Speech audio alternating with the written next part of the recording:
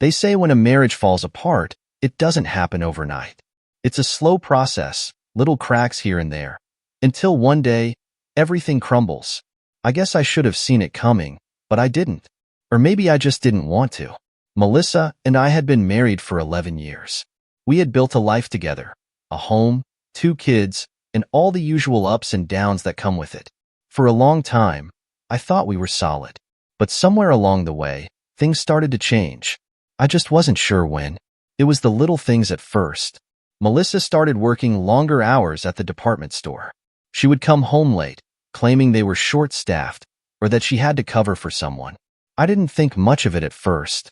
I mean, we had bills to pay, and we were barely keeping up. Extra work meant extra money, so I didn't ask questions.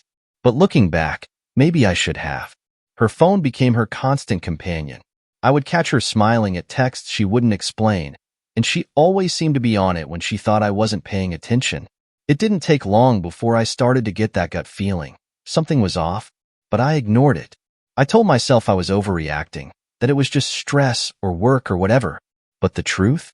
The truth was staring me in the face, and I was too blind to see it. Our arguments became more frequent, more heated. We fought over the dumbest things. Who forgot to pick up the kids, whose turn it was to do laundry. It felt like we were always on edge, always ready to snap at each other. And when we weren't fighting, we were just distant. The closeness we once had, the spark that used to be there, was gone. And I had no idea how to get it back. One Saturday, I decided to take a day off to go fishing. I needed to clear my head, to get away from the tension that was suffocating us both. Melissa didn't seem to care. She barely looked up from her phone when I told her I'd be gone for the day. I spent most of that day on the water, trying to relax, trying to figure out where we had gone wrong. But the longer I sat there, the more restless I became. Something wasn't right. I could feel it in my gut. So, I packed up early and headed home, hoping that maybe we could talk things out, figure out a way to fix what was broken. But when I pulled into the driveway and saw an unfamiliar car parked in front of the house, my heart sank. I stared at the unfamiliar car in the driveway, my heart pounding in my chest. The air felt thick, like the weight of what I was about to find was pressing down on me. I could barely breathe. A part of me wanted to believe it was nothing. Maybe a friend had stopped by, or maybe Melissa was helping out a neighbor. But deep down, I knew better. My mind raced as I got out of the truck, every step toward the front door feeling heavier than the last. I fumbled with my keys at the door, my hands shaking, trying to convince myself I was overreacting. But the moment I stepped inside, everything felt wrong. The house was too quiet. No TV blaring, no sound of the kids running around. Just an eerie stillness that made the hairs on the back of my neck stand up. Melissa didn't know I'd be home this early. She thought I'd still be out fishing for hours. Then I heard voices. Soft, muffled, coming from upstairs. My stomach dropped. I stood at the bottom of the stairs, frozen for a moment, trying to decide what to do. But my legs moved on their own, carrying me up, step by step, until I reached the top. The voices were clearer now, Melissa's voice and another one. A man's voice. A low, confident tone that sent a surge of anger through my veins. The door to our bedroom was slightly ajar, and I could see the edge of the bed. I didn't want to believe what was happening, but I had to know. I had to see for myself. I pushed the door open, and there they were. Melissa, lying in bed, sheets pulled up just enough to cover her, and him. Some guy I didn't recognize, sitting beside her, his shirt unbuttoned, his body language casual, like he had nothing to hide. They didn't notice me at first. They were too busy talking, too wrapped up in whatever had been going on. But when the door creaked, and they finally saw me standing there, their expressions shifted from relaxed to pure panic. Melissa's eyes went wide, and she sat up quickly, pulling the sheets tighter around her. The guy just stared at me, frozen, like a deer caught in headlights. What the hell is this? My voice was low, but I could feel the rage bubbling up inside me, threatening to explode. Melissa opened her mouth to speak, but nothing came out. She just sat there, her face pale, her eyes filled with fear. The guy, tall, muscular, maybe a few years younger than me, stood up slowly, his hands raised like he was trying to calm me down. Look, man, he started, his voice shaky. I didn't know she was married. It was a lie. I could see it in his eyes. He knew. He had to have known. But that did not matter now. Without thinking, without even processing what I was doing, I charged at him. My fist connected with his jaw before I had even realized I had swung. He stumbled back, crashing into the dresser, but I didn't stop. I couldn't stop. The anger, the betrayal, the humiliation. It all came pouring out in a flurry of fists and shouts. Melissa was screaming, begging me to stop, but her voice was a distant echo. All I could focus on was the man in front of me, the man who had been with my wife. I hit him again and again, until he was on the floor, curled up, trying to protect himself. Finally, I stopped, breathing hard, my fists bruised and bloody. The guy was moaning on the ground, clutching his ribs, barely able to move. I stared down at him, feeling a mix of rage and disgust, but also a sick sense of satisfaction. Get out, I growled, my voice raw. He didn't need to be told twice. He scrambled to his feet, grabbing his clothes as fast as he could, and stumbled out of the room, not even daring to look back at me. And then there was just Melissa, still sitting on the bed, tears streaming down her face. She was trembling, her whole body shaking as she tried to pull herself together. "Steve, I'm so sorry," she whispered, her voice barely audible. I didn't respond. I couldn't. I just stood there, staring at her, feeling the weight of what I had just seen, what I had just done, crash down on me. Melissa's voice trembled in the thick silence. "I'm sorry, Steve," she whispered again, as if saying it over and over would change anything. But I was frozen, unable to move, unable to speak. The rage that had exploded out of me just moments before had burned itself out, leaving behind nothing but a deep, empty hollow in my chest. I couldn't look at her the same way anymore. Everything between us had shifted, like I was looking at a stranger. She sat there, still clutching the sheets, her face pale and tear-streaked, waiting for me to say something. But what could I say? My mind was racing, trying to make sense of it all. How had we gotten here? How had the woman I loved, the mother of my children, ended up in bed with someone else? I tried to speak, but all that came out was a hoarse, broken whisper. "Why?" Melissa's lip quivered, and fresh tears rolled down her cheeks. "I didn't mean for it to happen," she choked out. "I swear, I didn't. It just happened." I laughed bitterly, the sound surprising even me. "It just happened? What? You tripped and fell into bed with him?" Her face crumpled, and she shook her head. "No, I didn't know how to talk to you, Steve. Things between us haven't been right for a long time. We've been so distant, so disconnected.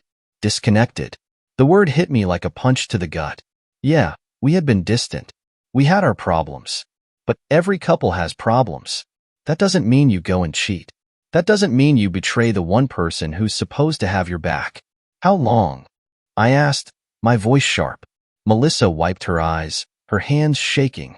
"A few months," she admitted quietly, as if saying it softly would make it hurt less. "A few months." My head spun with the realization. While I was working late, while I was trying to keep our family together, she was sneaking around with him. It wasn't just some random, impulsive mistake. It had been going on for months. She had lied to me, over and over again, every day for months. The betrayal cut deeper than I could have imagined. Was it just him? I asked, not sure if I really wanted to know the answer. Melissa's eyes widened, and she shook her head frantically.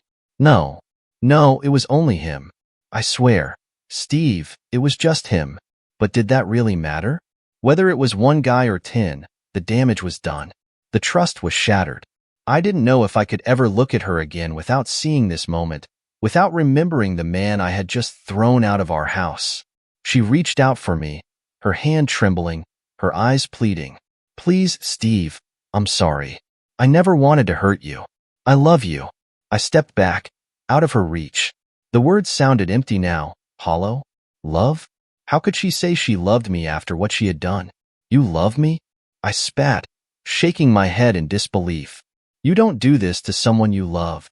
"I made a mistake," she sobbed. "A horrible mistake. But I want to fix it. I want to fix us." "Fix us? How do you fix something that's been smashed into a million pieces? I turned away, running my hands through my hair, trying to think, trying to breathe. The room felt too small, like the walls were closing in on me. I needed to get out, needed space, needed time to think. I need air, I muttered, walking toward the door. Steve, wait. Melissa's voice was desperate, but I couldn't stop. I didn't turn around. I didn't want to hear any more apologies or explanations. I just needed to get out of there, away from her, away from everything. I grabbed my jacket on the way out and slammed the door behind me, the cold evening air hitting me like a slap in the face. I stood on the front porch, breathing hard, trying to calm the storm inside my chest. My mind was spinning, my heart racing. The reality of what I had just seen, of what Melissa had done, was starting to sink in, and it was suffocating me. How had everything fallen apart so fast? I stood on the porch for what felt like hours, staring out at the empty street, my mind a tangled mess. The cold air helped clear my head, but it couldn't do much to ease the pain gnawing at my chest. Everything had changed in an instant, and there was no going back. Melissa's words, her tears, none of it could undo what had been done. After a while, I started walking. I didn't know where I was going. I just needed to move, to get away from the house, from the mess that had become my life. My footsteps echoed in the quiet neighborhood, the familiar streets now feeling foreign. The truth was, I didn't know how to deal with this. I didn't know if I wanted to confront it, to face the reality of what had happened. How was I supposed to look at Melissa after this? How was I supposed to live in the same house, sleep under the same roof, knowing that she had been with someone else? The anger flared up again, but it wasn't the same white-hot rage I had felt earlier. This was a deeper kind of anger, mixed with sadness, confusion, and hurt. I wasn't just mad at her. I was mad at myself too. How had I let it get this bad? How had I missed the signs? As I walked, I found myself at the park. The same park where I used to take the kids when they were little. The swings creaked in the wind, and I sat down on the same bench where I used to sit and watch them play. Back then, life had seemed so simple, so full of promise. Melissa and I had been happy, or at least, I thought we had been. I leaned forward, resting my elbows on my knees, my head in my hands. What now? What was I supposed to do? Part of me wanted to walk back into that house and demand answers. But another part of me, the part that was still reeling from the shock, just wanted to forget, to pretend this wasn't happening. But I couldn't. The images, the betrayal, it was all too real. Eventually, I made my way back home. I wasn't ready to face Melissa, but I couldn't stay out all night. When I walked in, the house was dark. She must have gone to bed, or at least tried to. I headed straight for the guest room, closing the door quietly behind me. I didn't even bother turning on the light. I just collapsed onto the bed, staring at the ceiling, feeling more lost than I ever had. I wanted to scream, to punch something, to make her feel the same kind of pain I was feeling. But what good would that do? Hurting her wouldn't take away the hurt she'd already caused me. As I lay there in the dark, my mind wouldn't stop racing. All I could think about was our kids, Logan and Sophie. How were they going to handle this? They had no idea what was going on, and I didn't know how we were going to explain it to them. They deserved better than this, better than us. That night, I barely slept. Every time I closed my eyes, the scene in the bedroom replayed in my mind like a nightmare I couldn't wake up from. And every time it hit me just as hard as the first moment. The next morning, I avoided Melissa. I left early for work, not ready to face her or have any kind of conversation. My mind was still too clouded with anger and hurt to think straight. At the office, I went through the motions, barely aware of what I was doing. I couldn't focus. My thoughts were a jumbled mess, tangled up in everything that had happened. That evening, when I got home, Melissa was waiting for me in the living room. She looked exhausted, like she hadn't slept either. Her eyes were red and puffy from crying, and the moment I stepped through the door, I could feel the tension between us. "Steve, can we talk?" Her voice was soft, hesitant, like she was afraid of what I might say. I wanted to turn around and leave again, but I knew we couldn't avoid this forever. We had to talk, had to face it, even if I wasn't ready. I nodded, dropping my keys on the counter and sitting down on the couch across from her. The silence between us was heavy, and for a moment, neither of us knew where to start. "I'm so sorry," she began, her voice breaking. "I know I hurt you. I know I destroyed everything, but I love you, Steve. I love our family. I don't want to lose you." I didn't respond right away. I wasn't sure if I even had anything to say. Her words felt like too little, too late. How could she expect me to believe that she loved me after what she had done? Her words hung in the air between us, but they did not hit me the way they used to. "I love you." Those words, once a comfort, now felt like they were stripped of meaning. She sat there, wiping her tear-streaked face, waiting for me to say something, anything. But I was not ready to give her that satisfaction, not yet. "How can you say you love me after what you did?" I finally asked, my voice low, holding back the surge of emotions that were battling inside of me. Melissa flinched at the question, her hands trembling in her lap. "It's not that simple," she whispered, looking down. "I got lost. I felt like I couldn't reach you anymore, like we were just drifting further apart. I couldn't help but laugh, a bitter, humorless sound. So you fixed that by sleeping with someone else?" Her face twisted in pain, but I didn't care. I was past feeling sorry for her at this point. All I could think about was how she had betrayed me. She was supposed to be my partner, the one person I could trust above all others. But instead, she had gone behind my back, destroyed everything we had built together. "I didn't plan for it to happen, Steve," she said, her voice cracking. It just spiraled, and I didn't know how to stop. I stood up, unable to sit still any longer, pacing the room like a caged animal. Her excuses felt like knives twisting in my gut. "Spiraled? Are you even listening to yourself right now?" I snapped. "Do you have any idea what you've done to me? To us? To the kids?" Her tears flowed freely now, but I didn't move to comfort her. The days of me trying to be her shoulder to cry on were gone. I was too hurt, too angry, to care about her tears. They weren't going to fix anything. "I want to fix this," she sobbed, her voice barely above a whisper. "I'll do whatever it takes, Steve. Please, please don't give up on us." I stopped pacing, turning to face her. Her desperation was clear, but it was hard to care when all I could see was the betrayal that had ripped us apart. "You think we can fix this? How, Melissa? How do we come back from something like this?" I asked, my voice breaking despite my best efforts to stay composed. "I'll go to counseling," she offered, her hands clutching the arms of the couch as if she was holding on for dear life. "We can work through this. We can find a way." Counseling. I had heard that word thrown around before, like it was some magical solution to all of life's problems. But I wasn't sure if sitting in a room with a stranger, talking about how my wife had slept with another man, was going to help. Could therapy really fix something so broken? "I don't know, Melissa," I said, the anger fading slightly as the exhaustion took over. "I just don't know if I can trust you again. And without trust, what do we have?" She stood up and took a step toward me, her eyes full of pain and regret. "I know I destroyed your trust. I know I don't deserve it back. But I'm begging you, Steve, don't give up on us. Don't give up on our family. I'll do whatever it takes to earn back your trust. I'll fight for us, if you're willing to give me that chance." I turned away from her, staring out the window, watching the trees sway in the evening breeze. I wanted to believe her, to believe that we could somehow find a way through this. But the image of her with him, in our bed, laughing with him, kept flashing in my mind, like a wound that wouldn't stop bleeding. "I don't know," I said again, my voice barely above a whisper. "I need time, Melissa. I can't make a decision right now."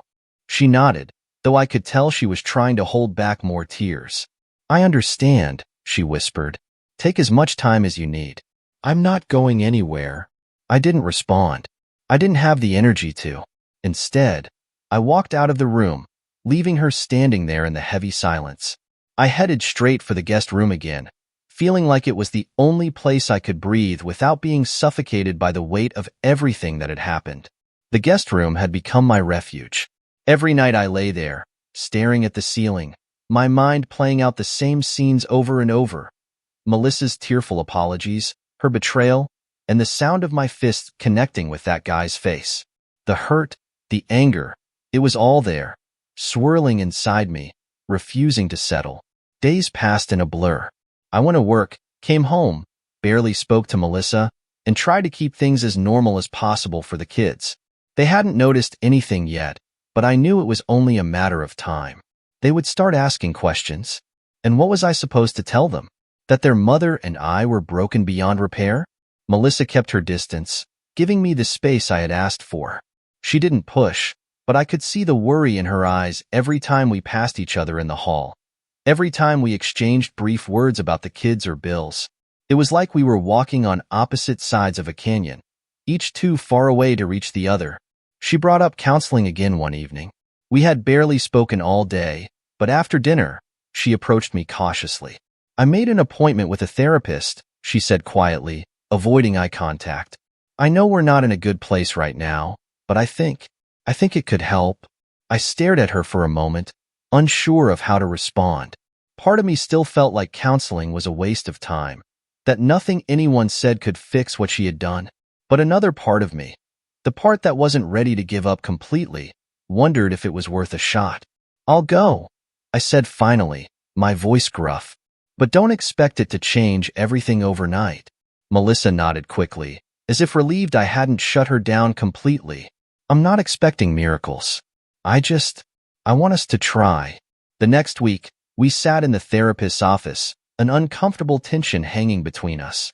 Dr. Cole, a middle-aged woman with kind eyes, welcomed us in and asked us to talk about why we were there. Melissa spoke first, her voice shaky but determined. She told Dr. Cole about the distance between us, about how she had felt lost and disconnected, how she had made a mistake she deeply regretted. "I know I hurt him," Melissa said, her eyes welling up with tears. "I just want to fix things. I want to rebuild what we've lost, if that's even possible." When it was my turn to speak, I found myself struggling to find the right words. How do you explain the deep, searing pain of betrayal? How do you talk about love and trust when the person you're supposed to trust most has torn your heart out? "I don't know if we can fix this," I said, my voice rough. "She broke my trust. And without that, I don't know what we have left." Dr. Cole nodded, her expression sympathetic but calm. "Trust is difficult to rebuild, but it's not impossible. It takes time, patience, and a willingness from both of you to work through the pain. But it won't happen overnight. It's a process." A process. That word hung in my mind as we left the office later that day. Melissa seemed hopeful, like the therapy session had given her a sense of direction, something to hold on to. But for me, it wasn't that simple. I didn't feel any closer to forgiveness than I had before we walked into that room. The next few sessions were the same. Melissa opened up more and more, telling me how much she regretted everything, how she had never meant to hurt me. She talked about how lost she had felt, how she had been searching for something to fill the emptiness between us. I listened, but the wall between us was still there, thick and impenetrable. Each time we left the therapist's office, I felt like we were still miles apart. Sure, we were talking more than we had been before, but the conversations felt forced, like we were just checking off boxes on a list of things to do to fix our marriage. The problem was, I didn't know if I wanted to fix it. Every time I looked at Melissa, all I could see was her with him. That image, that betrayal, it was burned into my brain, and no amount of therapy seemed to make it fade. One evening, after our latest session, Melissa sat down beside me on the couch at home. The kids were asleep, the house was quiet, but the tension was still there, heavy and oppressive. "Do you think we're getting anywhere?" she asked softly, her eyes searching mine for an answer I wasn't sure I had. I shrugged, not wanting to meet her gaze. "I don't know. It still feels like everything is broken." She swallowed hard, her hands twisting nervously in her lap. "I feel like I'm losing you, and I don't know how to bring you back." I didn't know how to respond, because the truth was, I wasn't sure if she could bring me back. The more time passed, the more I wondered if we had already lost too much. The next few weeks felt like we were living in a state of limbo. We kept going to counseling, kept trying to talk through things, but nothing really seemed to change. The more we talked about what had happened, the more distant I felt. It was like the more Melissa opened up, the further away I drifted. I could see she was trying. She poured herself into the therapy sessions, desperate to show me she was committed to fixing things. But for every effort she made, I found myself pulling back. I wanted to let her in, to give her a chance to make things right, but every time I thought about forgiving her, that image of her with him would creep back into my mind, poisoning everything. One night, after the kids were in bed, Melissa came to me again. She had been doing this a lot lately, trying to talk, trying to break through the wall between us. I could see the hope in her eyes every time she started these conversations, but I could also see the fear. "Steve," she said quietly, sitting down next to me on the couch. "I know I've said this a million times, but I'm so sorry for everything. I don't know how to make you believe me, but I would do anything to take it back." I stayed silent, staring at the floor. Her apologies, while sincere, didn't have the effect she was hoping for anymore. They didn't bring relief, didn't erase the hurt. They just reminded me of how far we had fallen. "I don't know what else to do," she continued, her voice trembling. "I'm trying so hard to fix this, but I feel like no matter what I do, it's not enough. Like you're slipping away from me." I looked up at her then, and for the first time in a long while, I saw how scared she really was. Not just of losing me, but of losing everything. Our family, the life we had built together.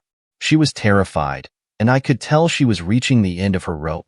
"Melissa," I said slowly, trying to keep my voice steady, "I know you're sorry. I believe that. But it's not just about being sorry. It's about what you did. You broke something between us, and I don't know if it can be fixed." She blinked back tears, her breath catching in her throat. I know I destroyed your trust, and I don't expect you to just get over it. But I need to know if you're willing to even try. Are you still in this, Steve? Do you still want us to work?" That was the question, wasn't it? Did I still want to work on this marriage? Did I still want to fight for it? The problem was, I wasn't sure anymore. I had been holding on for the kids, for the sake of our family. But was that enough? "I don't know," I said honestly, my voice barely above a whisper. "I really don't know, Melissa." Her face crumpled, and she covered her mouth with her hand, trying to stifle a sob. I could see the pain in her eyes, the heartbreak that mirrored my own. But this wasn't something we could just talk our way out of. This wasn't something that could be fixed with a few therapy sessions and some apologies. "I can't keep living like this," she whispered after a moment, her voice shaky. "I can't keep feeling like I'm waiting for you to walk out the door. I need to know if we still have a chance. If you still love me." I looked away, feeling the weight of her words settle over me like a heavy blanket. Did I still love her? That was the question I had been avoiding for weeks, maybe months. And the truth was, I wasn't sure. There had been a time when I loved Melissa more than anything in the world. When we had built a life together, when we had our kids, I had thought we were unbreakable. But that trust, that foundation, had been shattered. And love without trust, I wasn't sure it could survive. "I need time," I said quietly, not looking at her. "I need more time to figure this out." She nodded, though I could see the disappointment in her eyes. "Okay, I'll give you as much time as you need. But please, Steve, don't give up on us." I didn't respond. I couldn't. I stood up and left the room, feeling like every step was taking me further away from her, from the life we had once shared. The days dragged on, and nothing seemed to change. Melissa kept giving me space, and I kept taking it. But the more time I spent apart from her, the more I realized that something between us was irreparably broken. It was like I was living in a fog, going through the motions, pretending like everything was fine for the sake of the kids.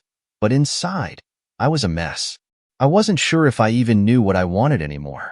Part of me still loved Melissa, or at least, loved the woman she used to be. The woman who was my partner, my best friend. But every time I thought about moving forward, about trying to fix things, that image of her with him would flash through my mind, reminding me of the betrayal that hung between us. One evening, after another long, silent dinner, I found myself in the living room, nursing a drink, my mind racing. The kids were asleep, and the house was quiet, but the tension between Melissa and me was so thick it was suffocating. I could feel her watching me from the doorway, and I knew she was going to try to talk to me again. "Steve," she said softly, stepping into the room, "we can't keep going like this. I can't keep pretending everything's okay when it's not." I didn't look at her. I just stared at the glass in my hand, watching the way the ice cubes floated in the amber liquid. We've been through so much together, she continued, her voice trembling. I know I messed up. I know I betrayed you, but I'm trying, Steve. I'm trying to make things right. I know you are, I said, my voice flat. But trying doesn't fix everything. Melissa walked over to the couch and sat down across from me, her eyes pleading. What more can I do? I'm doing everything I can to show you how much I want this, how much I want to fix things between us. But I feel like I'm losing you, like no matter what I do, it's not enough. I sighed, running a hand over my face, feeling the weight of her words settle over me like a lead blanket. I knew she was trying. I knew she was sorry. But that didn't change what had happened. That didn't erase the hurt. I don't know if it's enough, Melissa, I said finally, my voice quiet but firm. I don't know if I can get past this. She stared at me, her eyes wide, her breath catching in her throat. What are you saying? I'm saying maybe we're done, I said, the words slipping out before I could stop them. Maybe there's nothing left to save. For a moment, Melissa just sat there, staring at me like she couldn't quite believe what she had heard. Then, slowly, her face crumpled, and she started to cry. Please, Steve, don't say that, she whispered through her tears. Don't give up on us. We can fix this. I know we can. I love you. I love you too, I said, the words feeling hollow as they left my mouth. But love isn't always enough. She sobbed harder, her body shaking as she buried her face in her hands. I watched her, feeling a mixture of sadness and guilt wash over me, but also a strange sense of relief. For weeks, maybe months, I had been holding back, trying to figure out if we still had a chance. And now, I knew. There was no going back. I'm sorry, I said quietly, standing up from the couch. I just don't know if I can do this anymore. Melissa lifted her head, her tear-streaked face filled with despair. What does that mean?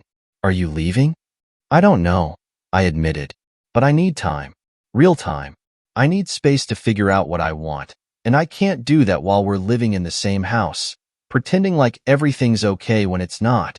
She wiped her eyes, her shoulders slumping in defeat. So, what are you saying? That we should separate?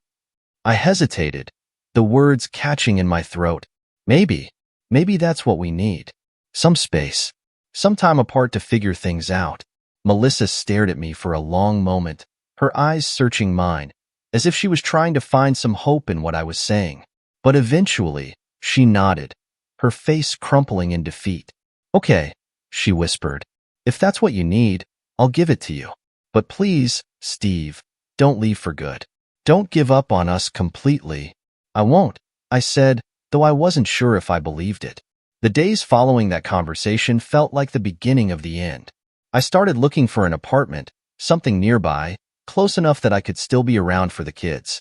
I didn't tell them yet, didn't want to rock their world until everything was certain. But the decision had already been made in my heart. It was over, and Melissa knew it too. We barely spoke after that. It was like a mutual understanding had settled between us, a quiet resignation that our marriage had finally reached its breaking point. There was no more fighting, no more long conversations about trying to fix things. Just silence. One evening, after I had finalized the lease on a small one-bedroom apartment across town, I sat on the back porch, looking out at the yard where the kids used to play. The house was quiet, the sun setting low in the sky, casting a warm glow over everything. It should have felt peaceful, but all I could feel was the weight of what was coming, the finality of it all. Melissa came outside, standing in the doorway for a moment before stepping out to join me. She had been avoiding me, just as much as I had been avoiding her, but now it seemed like she was ready to talk. Did you find a place? She asked quietly, sitting down next to me. I nodded, not looking at her. Yeah, it's not far. Just a small place on the other side of town. She swallowed hard, her voice breaking as she spoke. So, this is really happening, huh? I didn't answer right away. I didn't need to. The silence between us said everything. I guess so, I said finally, my voice low. It's for the best, Melissa. We can't keep going like this. It's not good for us, and it's not good for the kids. Tears filled her eyes, but she wiped them away quickly, trying to hold herself together. I know. I never thought it would end like this. Neither did I.